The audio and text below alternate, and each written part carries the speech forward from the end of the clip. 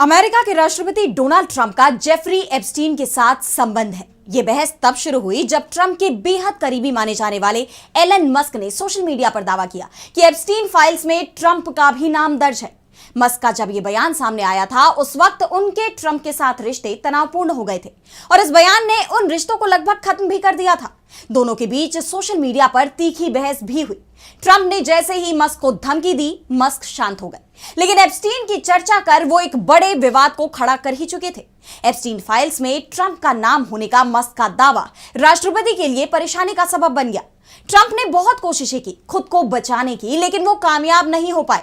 विपक्षी सांसदों ने एप्स्टीन मामले से जुड़ी एक के बाद एक तस्वीरें जारी की जिसमें ट्रंप भी नजर आए और इसके बाद यह मामला अमेरिका की सियासत में सबसे विवादित मुद्दा बन गया और आखिरकार विपक्ष के दबाव में अमेरिकी राष्ट्रपति को खुद की बेगुनाही साबित करने के लिए एप्स्टीन फाइल्स को सार्वजनिक करना पड़ा। अमेरिकी न्याय विभाग ने अपनी वेबसाइट पर 3 लाख दस्तावेज जारी किए हैं जिसमें इस केस से जुड़े कई अहम सबूत अब सबके सामने आ गए हैं और अब शक के घेरे में ट्रंप ही नहीं बल्कि अमेरिका से लेकर ब्रिटेन तक की कई नामी ग्रामी हस्तियां भी आ गई हैं। इस पर हम विस्तार से बात करेंगे। नमस्कार, मैं आराधना। तो शुरू करते हैं हमारी एक खास रिपोर्ट और सबसे पहले आपको बताते हैं कि आखिर जेफरी एप्स्टीन कौन था, क्यों इस एक नाम ने अमेरिका से ब्रिटेन तक पूरी दुनिया में खलबली मचा दी है। तो जेफरी एप्स्टीन न्यूयॉर्क का करोड़पति फाइनेंसर था। उसकी बड़े नेताओं और सेलिब्रिटीज के साथ दोस्ती थी। उस पर 2005 में नाबालिग लड़कियों के साथ उत्पीड़न का आरोप था। 2008 में इन अपराधों में उसे दोषी ठहराया गया और 13 महीने की जेल की सजा भी सुनाई गई। जेल से छूटने के बाद एप्स्टीन फिर से अपनी गुनाहों की दुनिया में लौट गया और इसी के चलते 2019 में जेफरी को फिर से गिरफ्तार किया गया। इस बार वो सेक्स ट्रैफिकिंग के आरोपों में गिरफ्तार किया गया, लेकिन मुकदमे से पहले ही उसकी जान चली गई। जेल प्रशासन ने कहा कि एप्स्टीन ने खुद की जान ले ली। सवाल जेल प्रशासन पर भी उठे क्योंकि एप्स्टीन की सेल के सीसीटीवी बंद मिले, ड्यूटी पर तैनात गार्ड भी गायब मिला।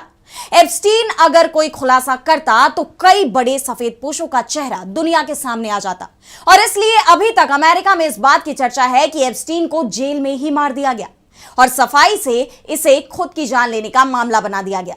एप्स्टीन जब तक जिंदा रहा उसके काम पर सवाल उठे, वहीं उसकी मौत पर भी कई सवाल उठे और अब जो दस्तावेज जारी किए गए हैं उन पर भी सवालों की कड़ी बढ़ती ही जा रही है।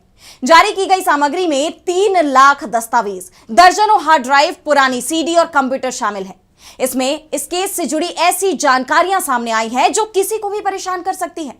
इनसे पता चलता है कि किस तरह एप्स्टीन ने नाबालिगों के शोषण के लिए पूरा नेटवर्क बनाया हुआ था।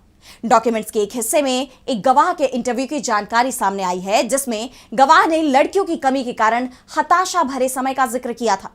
एक गवाह ने बताया कि एप्स्टीन कुछ लाई जाने वाली लड़कियों की ज्यादा उम्र से परेशान था और उसने जोर देकर कहा कि उसके लिए युवा लड़कियां लाई जाए। जेफरी एप्स्टीन को स्पेनिश या सांवली लड़कियां नहीं चाहिए थी। इन फाइल्स में जो तस्वीरें सामने आई हैं उसमें कई तस्वीरें बेहद आपत्तिजनक है और इसलिए उनके कुछ हिस्से ढक भी दिए गए, ब्लर कर दिए गए। ट्रंप ने इन फाइल्स को सार्वजनिक करने का फैसला इसलिए किया था ताकि खुद का नाम अमेरिका के इतिहास में दर्ज कराया जा सके कि उन्होंने इतना बड़ा काम किया है। वैसे एप्स्टीन की फाइलें सार्वजनिक की जाएंगी, इसका फैसला बाइडेन सरकार ने ही 2024 में ले लिया था, लेकिन शुरुआत में ट्रंप की तरफ से कोशिश हुई कि इस मामले को ठंडे बस्ते में रखा जाए। लेकिन जब दबाव हद से ज्यादा बढ़ गया तो इसमें से अधिकांश फाइलों को जारी कर दिया गया और जो दस्तावेज जारी किए गए हैं, न्याय विभाग ने जो फाइलें जारी की हैं उसमें अमेरिकी राष्ट्रपति डोनाल्ड ट्रंप का भी जिक्र आया है। एप्स्टीन ने कथित तौर पर फ्लोरिडा के मारे-लागो रिजॉर्ट में ट्रंप से एक 14 साल की लड़की का परिचय करवाया था। 1990 के दशक में हुई इस कथित मुलाकात के दौरान एप्स्टीन ने ट्रंप को कोहनी मारी और लड़की के संदर्भ में मजाकिया अंदाज में उनसे पूछा, ये अच्छी है ना, है ना? ट्रंप मुस्कुराए और सहमति में सिर हिलाया।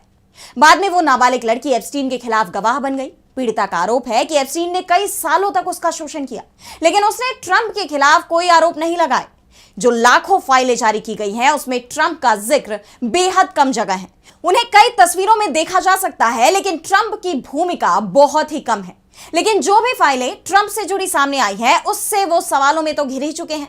इन दस्तावेजों में अमेरिका के पूर्व राष्ट्रपति Bill Clinton, pop singer Michael Jackson, Hollywood actor Chris Tucker, British Prince Andrew जैसे दिग्गजों की तस्वीरें तो हैं, लेकिन ट्रंप का जिक्र बहुत ही कम है, जिसे लेकर अब सवाल उठ रहे हैं। अब इसे और बेहतर तरीके से समझाने के लिए मैं यहां 2 बातें और जोड़ती हूं। पहला कि एप्स्टीन फाइल्स के पूरे दस्तावेज अब तक सार्वजनिक नहीं किए गए। आंशिक फाइल्स में पूर्व राष्ट्रपति बिल क्लिंटन का भरपूर जिक्र था और प्रशासन ने इस बात को विशेष रूप से उजागर किया, लेकिन ट्रंप की वो तस्वीरें भी प्रमुखता से जारी नहीं की गई जो पहले से ही पब्लिक डोमेन में थी। और दूसरी बात यह कि पहले ये दस्तावेज 17 दिसंबर को जारी किए जाने थे, लेकिन इन्हें तय तारीख से लगभग 48 घंटे बाद 19 दिसंबर को देर रात जारी किया गया। दस्तावेजों को जारी करने में हुई ये देरी और उसके बाद पूरे दस्तावेजों को जारी नहीं करना अमेरिकी प्रशासन की मंशा पर गंभीर सवाल खड़े करता है कि क्या प्रशासन किसी को बचाने की कोशिश कर रहा है, क्योंकि बिल क्लिंटन की प्रवक्ता का बयान भी कुछ ऐसे ही संकेत दे रहा है। उनके प्रवक्ता एंजल ओरेना ने बिल क्लिंटन की तस्वीरों पर सफाई देते हुए ट्रंप प्रशासन पर कई आरोप भी लगाए हैं। उन्होंने कहा कि ये सब आने वाले खतरे से खुद को बचाने या भविष्य में जो कुछ वे छिपाने की कोशिश करेंगे उससे बचने के लिए किया जा रहा है और इसलिए वे 20 साल से ज्यादा पुरानी जितनी चाहे उतनी तस्वीरें धुंधली कर जारी कर सकते हैं, लेकिन ये बिल क्लिंटन से संबंधित नहीं है। जब एप्स्टीन के अपराध सामने आए तब पूर्व राष्ट्रपति और एप्स्टीन के बीच कोई संबंध नहीं था। बिल क्लिंटन के प्रवक्ता ने भी ट्रंप प्रशासन पर ही सवाल खड़े कर दिए तो विपक्षी सांसदों ने भी गहरी निराशा जताई है। सीनेट में अल्पसंख्यक नेता चक शूमर ने इसे सबूतों के एक पूरे ढेर का एक छोटा सा हिस्सा बताया है, तो डेमोक्रेट सांसद रो खन्ना ने तो खुली धमकी ही दे दी कि सारा सच सामने लाने के लिए जो भी करना होगा वो करेंगे, वो आगे की रणनीति पर विचार करेंगे। उन्होंने कहा कि कानून के मुताबिक एप्स्टीन से संबंधित सभी गैर वर्गीकृत दस्तावेजों को जारी करना अनिवार्य है। यह साफ है कि उन्होंने इस मानक का पालन नहीं किया है। ऐसे में अब आगे जो भी करने की जरूरत होगी हम उन पर विचार करेंगे। डेमोक्रेट्स ने ट्रंप प्रशासन पर कानून के उल्लंघन का आरोप लगाया है।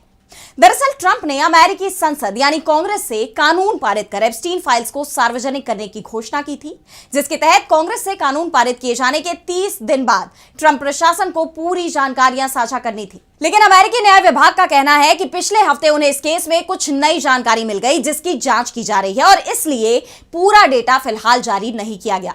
वहीं पब्लिश किए गए डेटा में जो काटछांट की गई है, जो तस्वीरें छुपाई गई हैं, उस पर सरकार की तरफ से सफाई पेश करते हुए उप अटॉर्नी जनरल टॉड ब्लैंच ने कांग्रेस को एक खत लिखा जिसमें उन्होंने बताया कि कई जानकारियां इसलिए छुपाई गई हैं क्योंकि ये पीड़िता की असली पहचान या उनके रिश्तेदारों की पहचान को उजागर कर सकते थे। इसलिए कानून का पालन करते हुए ऐसे 1200 से ज्यादा नामों को हटाया गया है। लेकिन न्याय विभाग का यह बयान भी ट्रंप प्रशासन पर उठते सवालों को रोकने में नाकाम दिखाई दे रहा है। राजनीतिक दल ही नहीं, एप्स्टीन के कुछ पीड़ित भी जवाब मांग रहे हैं। जिस तरह से न्याय विभाग ने ये फाइल्स अपलोड की हैं, उसमें कोई क्लैरिटी नहीं है, कोई स्पष्टता नहीं है।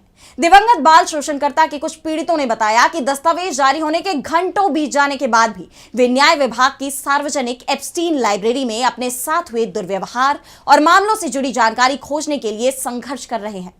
यानी अमेरिकी संसद से कानून पारित करने के बाद इन दस्तावेजों का जितनी बेसब्री से इंतजार किया जा रहा था, ये उतने ही निराशाजनक साबित हुए। ना तो इनमें कोई निर्णायक सबूत पेश किए गए और ना ही वो महत्वपूर्ण खुलासे हुए जिनका सबको इंतजार था। फिलहाल आज स्पेशल रिपोर्ट में इतना ही। अगर आपको ये वीडियो पसंद आई तो वीडियो को लाइक करना ना भूलें और चैनल को सब्सक्राइब कर लें। और इसी के साथ अब मुझे दीजिए इजाजत और देश दुनिया की तमाम बड़ी खबरों के लिए आप देखते रहिए डीबी लाइव। नमस्कार।